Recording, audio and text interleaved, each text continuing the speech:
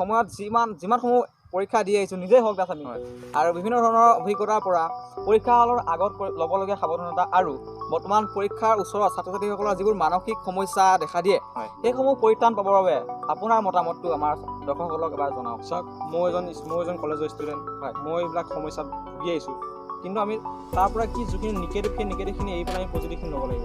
নিশ্চয় চব কি হয়, পৰীক্ষা যেতিয়া হয় তাৰ 2 মাহ বা এমাহ আগত বা কেইদিনমান আগতে সকলো ল'ৰা ছোৱালী মানসিক অশান্তিত ভুগে আৰু সেই মানসিক অশান্তি কি কয় ল'ৰা ছোৱালীৰ যোনটো ফিজিকেল, সেই ফিজিকেলটো কি বুলি কয় অলপ গুৰুত্বপূৰ্ণ প্ৰভাৱ পেলায়।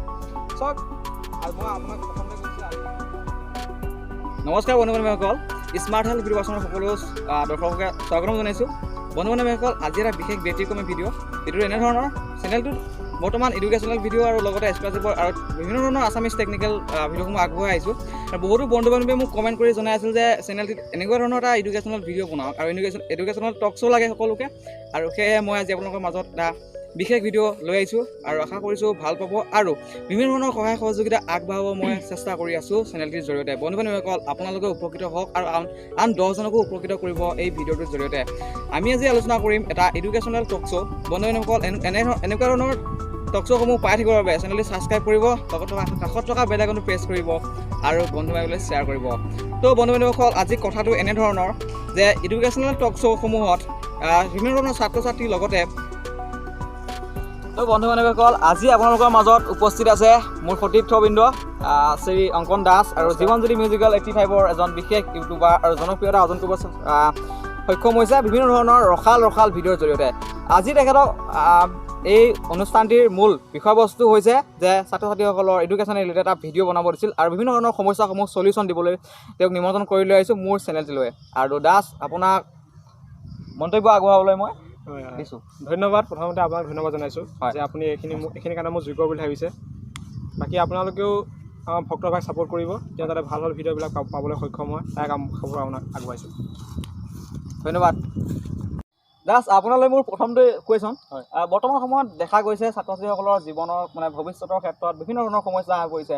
আপুনি বৰ্তমান সাম্প্ৰতিক পৰিস্থিতি কালত ছাত্ৰ সমাজৰ ভূমিকা আৰু তেওঁলোকে ল'বলগীয়া কিছুমান সজাগ সচেতনতাৰ বিষয়ে পোনপ্ৰথমে আমাৰ দৰ্শকসকলক অলপ সজাগতা কৰি দিলে ভাল আৰু আপোনাৰ নিজৰ মতামতটো আগবঢ়াওক।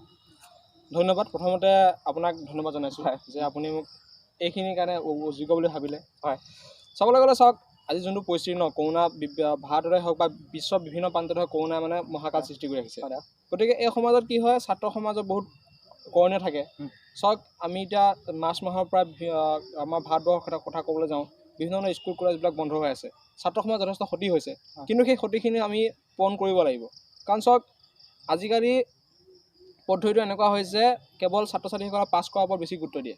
কিন্তু সিহঁতে কনচেপ্টটো যদি ভালকৈ যদি ক্লিয়াৰ কৰে যদি ক্লিয়াৰ কৰে তেতিয়া কি হয়, ছাত্ৰ ছাত্ৰীসকলে যদি স্কুল কলেজ যদি ভালকৈ যদি আয়ত্ব কৰি নলয়ও ঘৰত আহি যদি সেই বস্তুখিনি ভালকৈ যদি কনচেপ্টটো ক্লিয়াৰ কৰি লয় তেতিয়াহ'লে এক্সামত যিকোনো ধৰণৰ ডেটা লাগে ডাইৰেক্টলি কুৱেশ্যনটো হওক ইনডাইৰেক্টলি কুৱেশ্যন গোটেইবিলাক কুৱেশ্যনৰ এনচাৰ পাৰিব। বৰ্তমান সময়ত ছাত্ৰ সমাজৰ ভূমিকা বুলি ক'লে ছাত্ৰ সমাজে আমি কিছুমান পিছপৰা গাঁও আছে, হয়তো তাত সিহঁতে গম নাপায় যে কৰোণা কি বস্তু বা কেনেকৈ সজাগ। সেইদৰে ছাত্ৰ সমাজে সেইটো ক্ষেত্ৰত অতি গুৰুত্বপূৰ্ণ ভূমিকা পালন কৰিব লাগে। তেওঁলোকে বিভিন্ন ঠাইলৈ গৈ বা নিজৰ যিখিনি ওচৰ চুবুৰীয়া আছে সেই ওচৰ চুবুৰীয়া কৰোণা সম্পৰ্কে সজাগতা সৃষ্টি কৰি আমাৰ দেশখনক আৰু আমাৰ জাতিটোক বা অসমখনক কৰোণামুক্ত কৰি ৰাখিব বিচাৰে। সুন্দৰ ব্যাখ্যা দাস। আৰু আপোনালৈ মোৰ ছেকেণ্ডৰী কুৱেশ্যন যে বৰ্তমান সময়ত বৰ্তমান সামগ্ৰিক পৰিস্থিতিত ইণ্টাৰনেটৰ ব্যৱহাৰ আৰু ছাত্ৰ ছাত্ৰীসকলৰ মাজত এটা বিশেষ আৰু যোগাত্মক আৰু বিয়োগাত্মক দিশ আহি পৰিছে।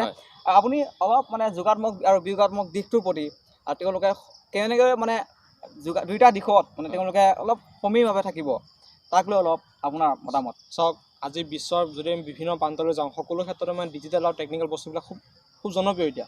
বিভিন্ন ধৰণৰ আৱিষ্কাৰ হৈ আছে। এতিয়া যদি উদাহৰণস্বৰূপে চাওঁ মোবাইল ফোনটো যদি নহওঁ আমাৰ জীৱনটো ব্যৰ্থ বুলি ক'ব পাৰি। হওক, কিন্তু মোবাইল ফোনৰ আপুনি যোগাত্মক আৰু বিয়োগাত্মক দিশৰ ক্ষেত্ৰত কৈ আছোঁ এডুকেশ্যনেল ৰিলেটেড হয়। এতিয়া যিহেতু কৰোণা পৰিস্থিতি, এতিয়া যদি কৰোণা পৰিস্থিতিৰ সময়ত যদি আমি যদি মানুহৰ হাতত যদি বা ছাত্ৰ ছাত্ৰী সমাজৰ হাতত যদি মোবাইলটো নাথাকিলে তেতিয়াহ'লে অনলাইন ক্লাছ কেনেকৈ কৰিলেহেঁতেন।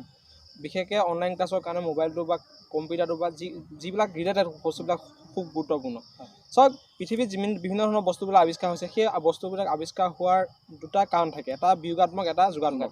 চাওক, যদি মোবাইল ফোনৰ পৰা যদি ইণ্টাৰনেট ক্ষেত্ৰত যদি মই যদি ভাল গুণবিলাক চাবলৈ যাওঁ, ফাৰ্ষ্ট পইণ্টটো হ'ব যে আজি বৰ্তমান যোনটো পৰিস্থিতি সেই পৰিস্থিতিৰ মোবাইল ফোনে খুব গুৰুত্বপূৰ্ণ ভূমিকা পালন কৰি আছে।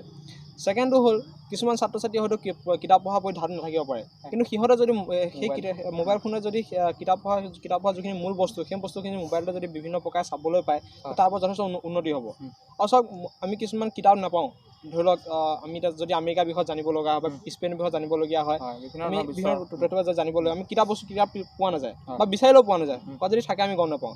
গতিকে যদি মোবাইল ফোনত যদি আমি যদি মাৰি দিওঁ যে ডেছক্ৰিপশ্যন অফ কি বুলি কয় স্পেইন বা ডেছক্ৰাইব দা কি বুলি কয় ইউনাইটেড ষ্টেটছ অফ আমেৰিকা, ভাৰতৰ বিষয়ে জানিব বিচাৰোঁ, মোবাইলত বিভিন্ন ক্ষেত্ৰত সহায় কৰিব পাৰে। গতিকে মই ভাবোঁ যে মোবাইল এক প্ৰকাৰে ভাল, কিন্তু ইয়াৰ বেয়া দিশো আছে। চাওক আজিকালি ছাত্ৰ সমাজত কি হৈছে, কিতাপতকৈ মোবাইলত ধাউতিটো বেছি দিয়ে। যদি ছাত্ৰ সমাজ যদি আধা ঘণ্টা যদি কিতাপ পঢ়ে 2 ঘণ্টা বা 3 ঘণ্টা মোবাইলত দিব, গতিকে মোবাইলে বহুত ক্ষতি কৰে। কিন্তু মোবাইলে ক্ষতি কৰা মানে কি হয়, মোবাইলে আমাকতো সেয়া কি বুলি মেণ্টেলিটো প্ৰেছাৰ দিয়ে, তাৰ উপৰি যোনটো ফিজিকেলৰ ওপৰত আমি কি বুলি কয় গুৰুত্বপূৰ্ণ বেয়া প্ৰভাৱ পেলায়। গতিকে চাবলৈ গ'লে যে যিকোনো বস্তু আৱিষ্কাৰ হয় মানুহে হওক, মানুহৰ সৈতে এটা যোগাত্মক বিজ্ঞানৰ দিশ আছে। গতিকে আমি দুইটা দিশ সামৰি লৈ যোনখিনি ভাল সেইখিনি ভাল আমি ল'ব লাগিব, বেয়াখিনি আমি কি কৰিব লাগিব মানে আঁতৰাই দিব লাগিব। তাই ক'ম, মই বেছি নকওঁ। আমাৰ ব্যক্তিগত অভিজ্ঞতাৰ পৰা আৰু আমি বৰ্তমান সময়ত যিমানসমূহ পৰীক্ষা দি আহিছোঁ, নিজেই হওক তাত আমি আৰু বিভিন্ন ধৰণৰ অভিজ্ঞতাৰ পৰা পৰীক্ষা হলৰ আগত ল'বলগীয়া সাৱধানতা আৰু বৰ্তমান পৰীক্ষাৰ ওচৰত ছাত্ৰ ছাত্ৰীসকলৰ যিবোৰ মানসিক সমস্যা দেখা দিয়ে সেইসমূহ পৰিত্ৰাণ পাবৰ বাবে আপোনাৰ মতামতটো আমাৰ দৰ্শকসকলক এবাৰ জনাওক। চাওক মই এজন কলেজৰ ষ্টুডেণ্ট, মই এইবিলাক সমস্যাত ভুগি আহিছোঁ, কিন্তু আমি তাৰ পৰা কি যিখিনি নিগেটিভ সেই নিগেটিভখিনি এৰি পেলাই আমি পজিটিভখিনি ল'ব লাগিব। নিশ্চয় চাওক কি হয়, পৰীক্ষা যেতিয়া হয় তাৰ 2 মাহ বা এমাহৰ আগত বা কেইদিনমানৰ আগতে সকলো ল'ৰা ছোৱালী মানসিক অশান্তিত ভুগে, আৰু সেই মানসিক অশান্তি কি কৰে ল'ৰা ছোৱালীৰ যোনটো ফিজিকেল সেই ফিজিকেলটো কি বুলি কয় অলপ হ'লেও গুৰুত্বপূৰ্ণ প্ৰভাৱ পেলায়। চাওক মই আপোনাক প্ৰথমতে কৈছোঁ যে আজি যোনটো ধৰি লওক যোনটো শিক্ষা অৱস্থা সেই শিক্ষা অৱস্থা ধৰি লওক বৰ্তমান মুখস্থ বিদ্যাৰ ওপৰত বেছি গুৰুত্ব দিয়ে। সেইকাৰণে কি হয়, ছাত্ৰ ছাত্ৰীসকলে পৰীক্ষাৰ আগত ভয় খাই থাকে, যদি অমুকটো পঢ়ি গৈছোঁ মই এনেকৈ যদি অমুকটো এনেকৈ নাহে অমুকটো মই কেনেকৈ লিখিম। মোৰ মতে সেই মোৰ ফালৰ পৰা যদি চলিউশ্যন লাগে তেতিয়াহ'লে 1 নম্বৰ চলিউশ্যনটো দিম যে ছাত্ৰ ছাত্ৰীসকলে যিকোনো বস্তু এটা কনচেপ্টটো ক্লিয়াৰ কৰক। মুখস্থ বিদ্যাৰ কনচেপ্টটো ক্লিয়াৰ কৰিলে আপুনি পৰীক্ষাত যদি ইনডাইৰেক্টলি আহে ডাইৰেক্টলি আহে যিকোনো প্ৰকাৰ কুৱেশ্যন যদি আপুনি লিখিব পাৰিব। 2 নম্বৰতে পৰীক্ষাৰ আগতে আপোনালোকে কেতিয়াও মানসিক সমস্যা নুভুগিব। কেৱল পঢ়াৰ লগত যে পৰীক্ষাৰ আগত পঢ়িয়ে থাকিব সেইটো নহয়, আপোনালোকে যদি 2 ঘণ্টা পঢ়ে আপোনালোকে 1 ঘণ্টা সম্পূৰ্ণ মানে বিভিন্ন মানে যিবিলাক পেচা আছে সেই পেচাৰ পৰা সম্পূৰ্ণ আঁতৰি আহি এটা যাতে ফ্ৰী জীৱন যাতে কটাব পাৰে সেইটো উপযোগী কৰিব লাগিব। 2 নম্বৰতে আপোনালোকে পঢ়ি থাকিলে নহ'ব, অলপ যোনটো বাহিৰৰ এনভাইৰনমেণ্ট সেই এনভাইৰনমেণ্টবোৰ সংগতি ৰাখি আপোনালোকে কিবা জীৱন অতিবাহিত কৰিব লাগিব।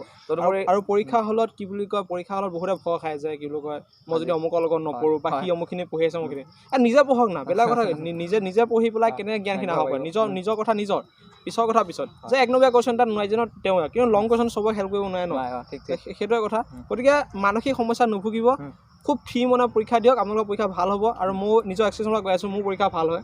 গতিকে তাকে ক'ম আৰু বেছি নকওঁ। আৰু লাষ্ট আপোনাৰ এটা কুৱেশ্যন, সৰু এটা অনুৰোধ থাকিল, ছাত্ৰ ছাত্ৰীসকলক মানে ফিজিকেলটো আৰু মানসিকভাৱে ষ্ট্ৰং কৰিবৰ বাবে আপোনাৰ তৰফৰ পৰা এটা সৰু চিক্ৰেট চলিউশ্যন। চাওক বিভিন্ন চলিউশ্যন আছে। এতিয়া মোৰ ফালৰ পৰা যদি চাওঁ, ধৰি লওক খোৱা বোৱাৰ ক্ষেত্ৰতো আপোনালোকে হেৰি ল'ব পাৰে বা বিভিন্ন ক্ষেত্ৰত। এতিয়া মই চাওক, যদি মই পৰীক্ষাৰ আগতে এটা বস্তু খুব হয়তো বহুতে চিনি নাপায়, এটা খুব খোৱা বস্তু এটা খাই দিছে ব্ৰাহ্মী শাক।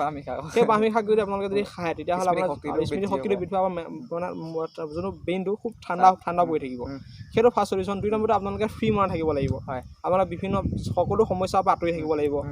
আজিকালি যুৱ সমাজক বিভিন্ন সমস্যা আক্ৰান্ত হৈ থাকে, গতিকে সেই সমস্যাবিলাক আঁতৰি আমি এটা সুস্থ পৰিৱেশত পৰীক্ষা দিলেহে আমি উন্নত ফলাফল লাভ কৰিবলৈ সক্ষম হ'ম, তেতিয়াহে আমি ভৱিষ্যতে কি কৰিব আগুৱাই যাব পাৰিম।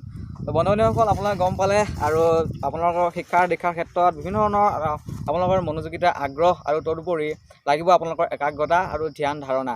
তদুপৰি আপোনালোকৰ এটা সুস্থ মন আৰু শাৰীৰিক শক্তি লাগিব, আৰু আপোনালোকৰ মনত সুদৃঢ় বিশ্বাস প্ৰয়োজন হ'ব, তেতিয়া আপোনালোকে আগবাঢ়িব পাৰিব। নে কি দাস? হয়, মই আৰু এটা কথা কওঁ, কি বুলি কয়, ভক্ত ভাই ক'লে যে গোটেইখিনি ক'লেই যে সুস্থ মন লাগিব, কিন্তু তাৰ লগত আৰু এটা কথা কওঁ, পৰীক্ষাৰ সময়ত আপোনালোকে সম্পূৰ্ণৰূপে মোবাইলৰ পৰা আঁতৰত থাকিব, কাৰণ মোবাইলত বিভিন্ন ধৰণৰ মানুহৰ বিসংগতা হ'ব পাৰে।